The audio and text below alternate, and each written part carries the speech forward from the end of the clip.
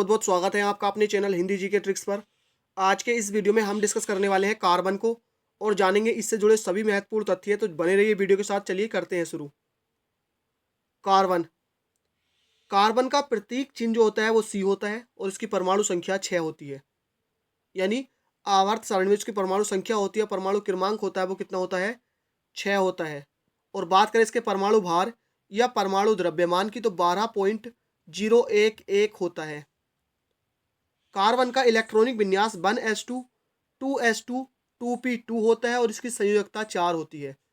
यानी इसकी जो वैलेंसी होती है वो 4 होती है, क्योंकि अष्टक पूरा करने के लिए इसको 4 इलेक्ट्रॉनों की जरूरत पड़ती है।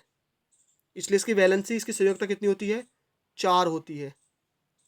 कार्बन यानी जो कार्बन होता है आवर्त सारणी के 14 यानी वर्ग 14 का सदस्य है।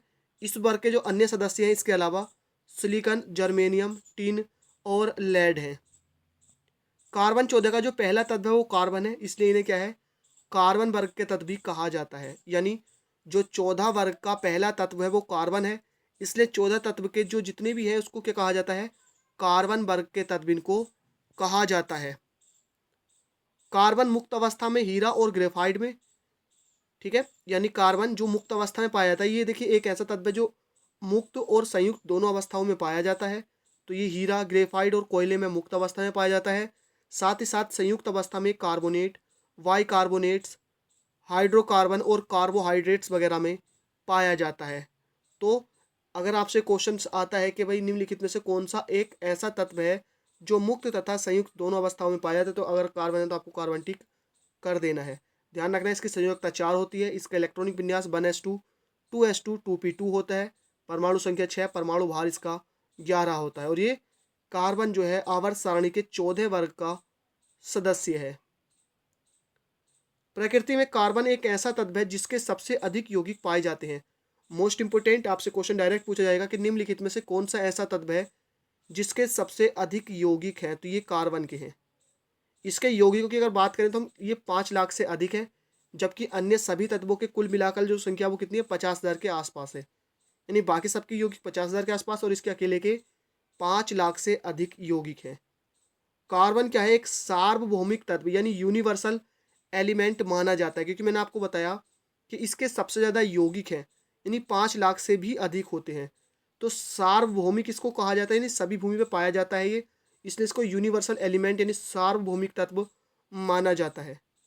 कार्बन का ऐसा तत्व यानी कार्बन क्या है, एक ऐसा तत्व है जिसमें श्रृंखलन का गुण यानी श्रृंखला बनाने का गुण जो होता है वो सबसे अधिक पाया जाता है। और इसी गुण के कारण क्या होता है, इसे सर्वाधिक यौगिक होते हैं।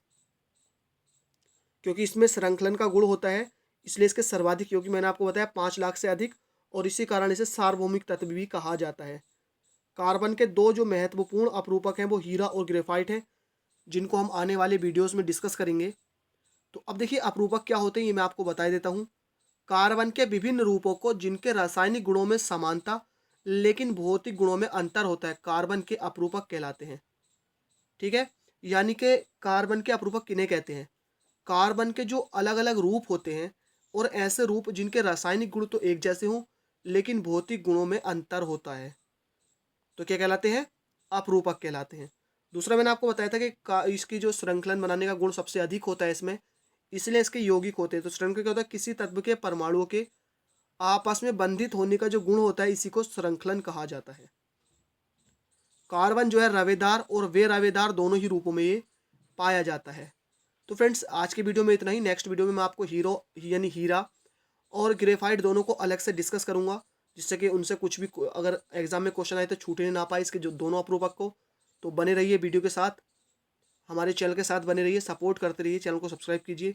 वीडियो पसंद आई हो तो लाइक कीजिए, अपना फीडबैक कमेंट करना ना भूलें। थैंक यू फॉर वॉचिंग, मिलते हैं नेक्स्ट वीडियो में।